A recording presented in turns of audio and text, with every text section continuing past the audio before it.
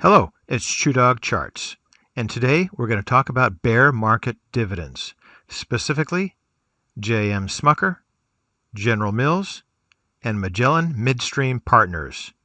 So let's take a look.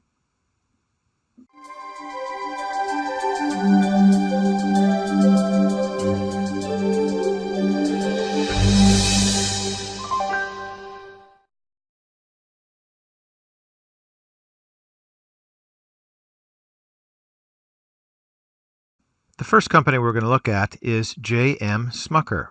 Now, if you don't know the company, they're behind Folgers Coffee, Pillsbury Baked Treats, Jif Peanut Butter, Crisco Oils, and all of the jellies. So let's first take a look at the dividends. This is a chart of dividends for J.M. Smucker that goes back to the second quarter of 2015.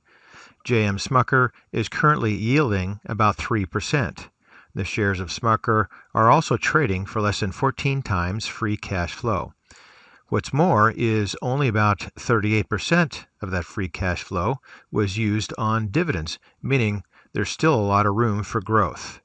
Now, these dynamics are going to help explain how J.M. Smucker has outperformed the S&P 500 by 65 percentage points over the last 10 years, a time frame that includes both bear and bull markets. So now let's go take a look at the chart.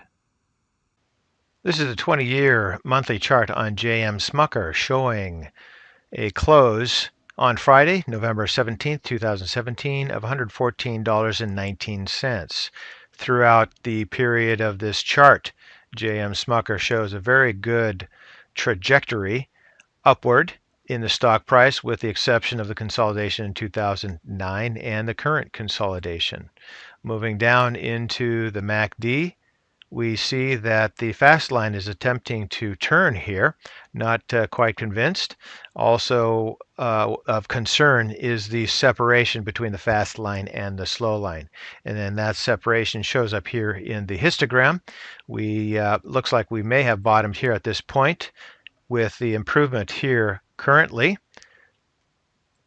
Then we go to the momentum. We see the same improvement here, a bottom, and then the subsequent rise, which is all favorable. Looking at the RSI, we're at a relative moderate level of 43.05, but this also shows a potential bottom here and the upward movement toward the 50 midline. We see that for the period of this chart that J.M. Smucker has spent most of its time over the midline, which is relatively favorable. Of course, the exceptions here in 2006 and the debt crisis 2008 through 2009 and the current. Overall, though, I find that the RSI looks to be relatively favorable with an upward movement. Here, the stochastics also show that the fast line has moved through the slow line, a good sign of improvement. Moving into the volume, the sell-off has been relatively heavy with an increase in volume. I want to see that volume increase, though, on any turnaround in price. The Williams shows the bottoming here, and then, of course, the subsequent increase. Hopefully that continues. Overall, I like the way the chart looks, but please do your fundamental analysis before you buy into this. Caveat, I do not own J.M. Smucker or any of the other stocks in this video. Let's go ahead and take a look at the next company.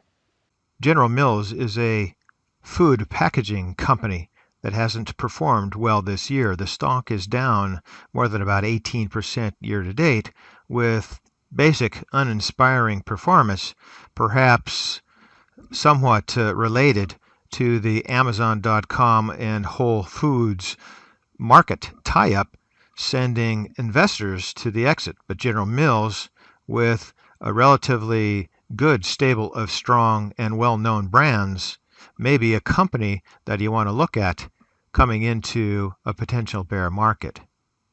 General Mills wasn't immune to the financial crisis, but the stock recovered quickly after the 2008-2009 debt crisis, and the company's results continued to improve strongly. Earnings increased in both fiscal 2009 and 2010 as consumers stuck with the company's many brands. The dividend has continued to march higher as well. General Mills paid out 86 cents per share in dividends in fiscal 2009. Last year, that number jumped to $1.92 per share for a yield of about 3.9%.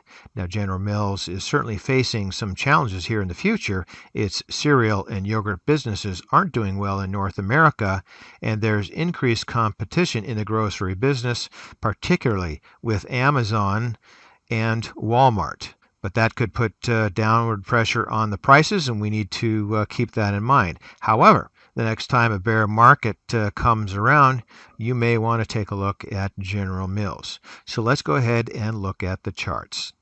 Looking at the chart for General Mills, 20-year monthly, the close on Friday, November 17th, 2017 was $53.72, up about 5 cents. Now, this is the 20-year monthly chart on General Mills, and it looks very good.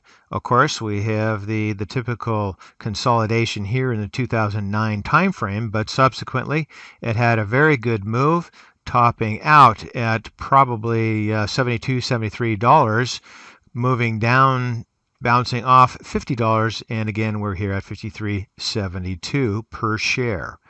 Looking at this chart, everything looks nice, of course, with the exception of the consolidations, but let's see if we can find out what may happen here in the future. Moving on into the MACD, we see that the MACD has had a very strong decline here toward -2, but similar to JM Smucker, we're looking at a potential turn in the fast line here. And there's still a separation, a good separation between the fast line and the slow line, so we want that to close a bit here, and we can see that separation in the MACD histogram. However, similarly, we have had a positive, looks like 2 months so far in the histogram, so that gap in the MACD fast line, slow line is closing. The momentum indicator here also shows that we had a fairly significant decline, but a bounce off of the oversold territory, and we're moving back to the zero line midline. Into the relative strength. This relative strength reading is not as strong as JM Smucker, but it does look like we've bounced off here, and we are moving toward the midline.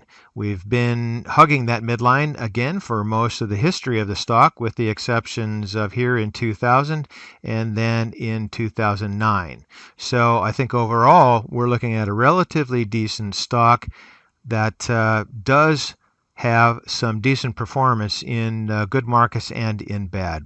Looking at the stochastics, same sort of thing. The fast line just moved through the slow line here, and looks like we may have some improvement coming here in the near future. Again, volume looks like it's increasing just somewhat, and hopefully that volume will continue to stay healthy here. And the Williams also shows the bounce off the bottom, moving above oversold territory and toward the 50 line, -50 line midline. So back to the price chart. I think this again is another stock to take a look at for any potential bear market coming, but as usual, caveat, do your homework on the fundamentals. All right, let's go ahead and take a look at Magellan Midstream Partners. Magellan Midstream Partners is in the refined petroleum product pipeline business.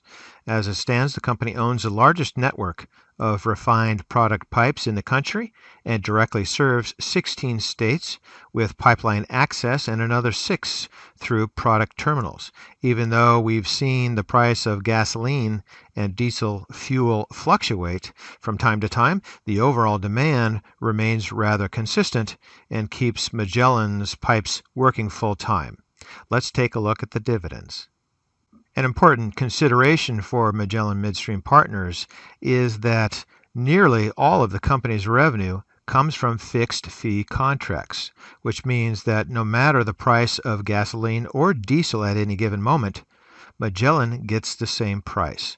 According to a recent management presentation, more than 85% of the company's revenue stream comes from these fixed fee sources, which ensures a level of predictability year in and year out. Perhaps the most important aspect is that management uses these trades effectively to generate consistent distribution growth for investors. Ever since its IPO, Magellan has grown its payout to investors by 12% annually, which translates to a very good return for investors, including in bear market timeframes. So let's go ahead and take a look at the charts. This is the 20-year chart on Magellan Midstream Partners, showing the Friday, November 17th, 2017 close of $64.85. Looking at the chart, we've had a fairly strong move from the bottom here in 2008-2009, from 10 up to $90 per share, but then the subsequent sell-off and then the sideways trading here. It looks like it's attempting to bottom, but it just moved through the 50 EMA. So let's take a look here at the MACD. Shows that an attempt of a bottom came here. However, the sideways trading is shown in this time frame here, given the separation of the fast line and the slow line here. It needed some time to move sideways before improvement. However, the fast line has just moved through the zero line, and it looks like it's picking up a little bit of speed on the downside, and we can see that here in the histogram, where the negative move doesn't seem to have stopped yet. We're continuing downward. So I want to see a stop in that downward movement and then perhaps an upward rise. Moving through here to the momentum indicator shows pretty much the same thing. The RSI is at a relatively weak 35.04 level, but shows the last move continuing downward. So I want to see that stop, and I want to see perhaps sideways and certainly upward movement. We see the stochastic continues, the fast line continues downward toward oversold territory. We don't see any real sign yet that that's stopped. So I want to make sure that anything negative has been wrung out, and then upward movements in some of these oscillators before I'm going to be convinced that we have a stock that's going to make a turnaround. Looking at the Williams, pretty much the same thing here. Negativity moving down to the negative 100 line. So back up to the price chart. I think that this chart needs more time to mature. I want to see a bottoming in the price as well as the oscillators, and then perhaps some movement back up over the 50 EMA. At that point in time, it's perhaps something to look at given those strong dividends. So for now, that's ChewDog charts. Thank you.